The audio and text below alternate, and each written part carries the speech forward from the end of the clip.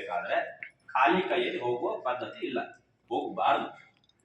ಅದು ಸೂಕ್ಷ್ಮಗಳು, ಶಾಸ್ತ್ರ ಸಮ್ಮತ. ಹಣ್ಣು ಕಾಯಿ ಮಕ್ಕಳ ಹತ್ರ ಹೋಗ್ಬೇಕಾದ್ರೆ ಸಿಹಿ ದ್ರವ್ಯಗಳು, ರೋಗಿಗಳ ಹತ್ರ ಹೋಗ್ಬೇಕಾದ್ರೆ ಹಣ್ಣು ಹಾಗೆ ಎಳ್ಳು ನೀರನ್ನ ತೆಗೆದುಕೊಂಡು ಹೋಗಬೇಕು. ಅವ್ರಿಗೆ ಕೊಡ್ತಾ ಇರೋದ ಖಂಡಿತವಾಗಿ ಅವರಿಗೆ ಕೊಡೋದು. ಈ ಹಣ್ಣು ಕಾಯಿ ಎಲ್ಲ ದೇವರಿಗೆ ಸಮರ್ಪಣೆ. ಏನಕ್ಕೆ? ಶಾಸ್ತ್ರ ಹೇಳುದು, ಇದಂ ಫಲಂ ಮಯಾದೇವ ಸ್ಥಾಪಿತಂ ಪುರತಃ ತವ ತೇನನೇ ಸುಫಲ. ನನ್ನ ಏನು ಸಂಕಲ್ಪ ಉಂಟು ಆ ಫಲ ಸಾತ್ವಿಕವಾಗಿರ್ಬೇಕು, ಅದನ್ನು ನಾನು ಇನ್ನು ಮುಂದಿಡ್ತಾ ಇದ್ದೇನಂತ. ಆ ಲೆಕ್ಕದಲ್ಲಿ ವಿಶೇಷವಾಗಿ ಎಲ್ಲರೂ ಪ್ರಾರ್ಥನೆ ಮಾಡಿಕೊಳ್ಳುವ ಹರಿ ವಾಯು ಗುರುಗಳ ಅನುಗ್ರಹ. ಇವಾಗ ದೇವರ ಅನುಗ್ರಹದಿಂದ ಈ ಸ್ಥಳದಲ್ಲಿ ಅಮ್ಮನವರ ಪ್ರತಿಮೆ ಇದೆ. ಯಾವ ದೇವರ ಅನುಗ್ರಹದಿಂದ ಆ ಮರಗಳು ಕೂಡ ವಿಶಾಲವಾಗಿ ಜಾಗ ಇದೆ.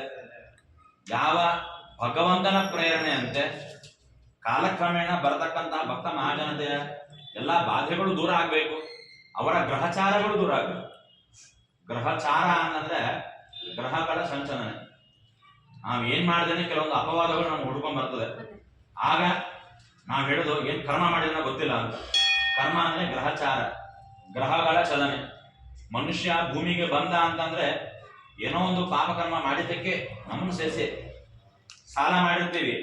ಸಾಲ ಮಾಡಿದ್ದು ನಾವು ಕಡಿಮೆ ಮಾಡ್ಕೋಬೇಕು ಅಂತ ಹೇಳಿ ವಿದೇಶಕ್ಕೆ ಹೋಗ್ತೇವೆ, ಪುನಃ ಸಾಲ ಮಾಡ್ತೇವೆ. ಹೇಗೋ ಅದೇ ಕ್ರಮದಲ್ಲಿ ಪಾಪ ಮಾಡಿರ್ತೀವಿ, ಪಾಪ ಕ್ಷೀಣ ಆಗ್ಬೇಕು ಅಂತ ಹೇಳಿ ಭಗವಂತನನ್ನ ಪೀಡಿಸಿ ನಾವು ಪುನಃ ಭೂಮಿ ಬರ್ತೇವೆ. ಇಲ್ಲಿಯೂ ಕೂಡ ಎಷ್ಟು ಪೀಡಿಸಿರ್ತೇವೆ ಅದ್ಯಾವುದು ನಮಗೆ ಗೋಚರ ಆಗುದಿಲ್ಲ. ಪುನಃ ನಾವು ಇಲ್ಲಿ ಪಾಪಗಳ ಸಂಗ್ರಹವನ್ನ ಸರಿಯಾಗಿ ಮಾಡ್ತೇವೆ ಅಂತ ಶಾಸ್ತ್ರ. ಹಾಗಿದ್ರೆ ಆ ಪಾಪ ಕರ್ಮಕ್ಕೆ ಅನುಗುಣವಾಗಿ ಶುಭಾಶುಭ ಕರ್ಮಗಳನ್ನು ಅಂದ್ರೆ ಪೂರ್ವಜನ್ಮ ಕೃತಂ ಪಾಪಂ ವ್ಯಾಧಿ ರೂಪೇಣ ಬಾಧ್ಯತೆ ಅಂತ. ಕೆಲವೊಂದು ಆಂತರಿಕವಾದ ಬಾಧೆಗಳು, ಮಾನಸಿಕವಾದ ಒತ್ತಡಗಳು, ಕುಟುಂಬದಲ್ಲಿ ದಂಪತಿಗಳ ಮಧ್ಯೆ ಚರ್ಚೆಗಳು, ಇವೆಲ್ಲ ಏನಕ್ಕೆ ಆಗ್ತದೆ ಅಂತಂದ್ರೆ ಪೂರ್ವಜನ್ಮದ ಪುಣ್ಯ ಅಥವಾ ಪಾಪದ ಫಲವಾಗಿ ನಮಗೆ ಫಲ ಅಥವಾ ಅಶುಭ ಫಲವನ್ನ ನವಗ್ರಹರು ಕೊಡ್ತಾರೆ. ಹಾಗಾದ್ರೆ ನವಗ್ರಹರು ನಮಗೆ ಯಾಕೆ ಆ ಥರ ಕೊಡ್ತಾರೆ? ಸಹಜವಾಗಿ ಯಾವ 12 ಕೋಣೆಗಳಿವೆ ಆ 12 ಕೋಣೆಗಳಲ್ಲಿ ನವಗ್ರಹರು ಪ್ಲಸ್ ಮಾಂದಿ ಇವರೆಲ್ಲ ಸಂಚಾರ ಮಾಡ್ತಾ ಇರ್ತಾರೆ. ಯಾವ ಗ್ರಹಗಳು ಶುಭ ಸ್ಥಾನಕ್ಕೆ ಹೋಗ್ತಾರೆ ಅವಾಗ ಚೆನ್ನಾಗಿ ಫಲಗಳನ್ನ ಕೊಡ್ತಾರೆ. ಯಾವಾಗ ಗ್ರಹಗಳು ನೀಚ ಸ್ಥಾನಕ್ಕೆ ಹೋಗ್ತಾರೆ ಆವಾಗ ನಮ್ಗೆ ಯಾರು ಕೂಡ ಸಪೋರ್ಟ್ ಇದ್ರೂ ಕೂಡ ನಮ್ಮ ಟೈಮ್ ಸರಿ ಇಲ್ಲ ಅಂತ ಆದಾಗ ನಮ್ಮ ಮಾತನ್ನು ಯಾರು ಕೂಡ ಶ್ರವಣ ಮಾಡೋದಿಲ್ಲ. ಅದೇ ಗ್ರಹಚಾರ ಅಂತ ಹೇಳೋದು.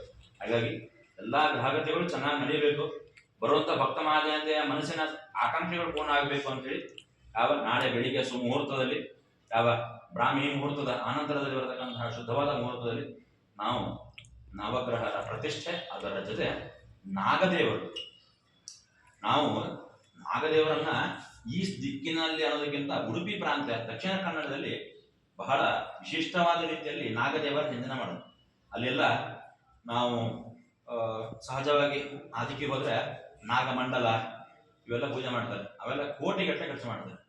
ಅಂದ್ರೆ ಒಬ್ಬ ಆಚಾರ್ಯರ ಪುರೋಹಿತರ ಅನುಷ್ಠಾನಕ್ಕೆ ಅನುಗುಣವಾಗಿ ಅವರ ಶರೀರದಲ್ಲಿ ನಾಗದೇವರು ಪ್ರವೇಶ ಮಾಡಿ ನಮ್ಮ ಒಂದು ಇತಿಹಾಸವನ್ನ ಯಾವ ಆ ಋತ್ವಿಜರ ದೈವಜ್ಞರ ಮುಂದೆ ಎಲ್ಲವನ್ನು ಎತ್ತಿಟ್ಟು ಏನು ಮಾಡಿದ್ರೆ ಈ ಪರಿವಾರಕ್ಕೆ ಶ್ರೇಯಸ್ಸಾಗತ್ತೆ ಎಂಬತಕ್ಕಂತಹ ಅದ್ಭುತವಾಗಿರ್ತಕ್ಕಂತಹ ಚಿಂತನೆ.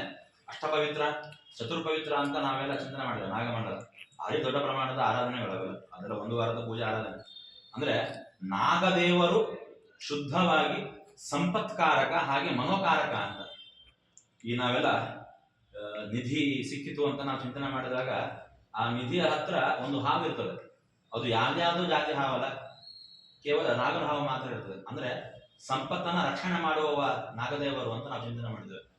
ನಮ್ಮ ಸಂಪತ್ತು ಸಾತ್ವಿಕವಾಗಿ ನಾವು ಅನುಭವಿಸಬೇಕಾದ್ರೆ ನಾಗದೇವರು ಅನುಗ್ರಹ ಬೇಕೇ ಬೇಕು. ಆ ಲೆಕ್ಕದಲ್ಲಿ ನಾಗದೇವರ ಪ್ರತಿಷ್ಠೆಯನ್ನು ಕೂಡ ನಾಳೆ ಬೆಳಿಗ್ಗೆ ಮುಹೂರ್ತದಲ್ಲಿ ಮಾಡ್ತಾ ಇದ್ದೇವೆ. ಅದಕ್ಕೆ ಪೂರ್ವಭಾವಿಯಾಗಿ ಯಾವ ಶಿಲ್ಪಿಕಾರ ಕೆತ್ತನೆ ಮಾಡಿರ್ತಾರೆ ಅದರ ದೋಷ ಪ್ರಾಯಶ್ಚಿತ್ತ ಆಗಬೇಕು. ತಪ್ಪು ಮಾಡಿದ್ದೇವೆ ಅಂತ ನಾವು ಹೇಳಿ ಶಿಕ್ಷೆ ಪಡೆಯುವುದು ಹೇಗೋ, ಪ್ರತಿಮೆಯಲ್ಲಿ ಕೂಡ ಆ ಶಿಲ್ಪಿಕಾರರು ತಮ್ಮ ಅನುಕೂಲಕ್ಕೆ ತಕ್ಕ ಹಾಗೆ ಆ ಪೆಟ್ಟು ಕೊಟ್ಟು ಅದಕ್ಕೆ ಒಂದು ಅದ್ಭುತವಾದ ರೂಪ ತಂದಿರ್ತಾರೆ. ಆ ಪೆಟ್ಟು ಕೊಡೋದು ಕೂಡ ದೋಷವೇ. ಆ ಎಲ್ಲ ದೋಷಗಳು ಪರಿಹಾರ ಆಗಬೇಕು. ಅದಕ್ಕೆ ಪೂರ್ವಭಾವಿಯಾಗಿ ವಾಸ್ತು ಪೂಜೆ, ರಾಕ್ಷೋಘ್ನ ಇವೆಲ್ಲ ಕೂಡ ಮಾಡಲಿಕ್ಕೆ ನಾವು ಸಿದ್ಧರಾಗಿದ್ದೇವೆ. ಎಲ್ಲರೂ ಕೂಡ ಪ್ರಾರ್ಥನೆ ಮಾಡಿಕೊಳ್ಳಿ.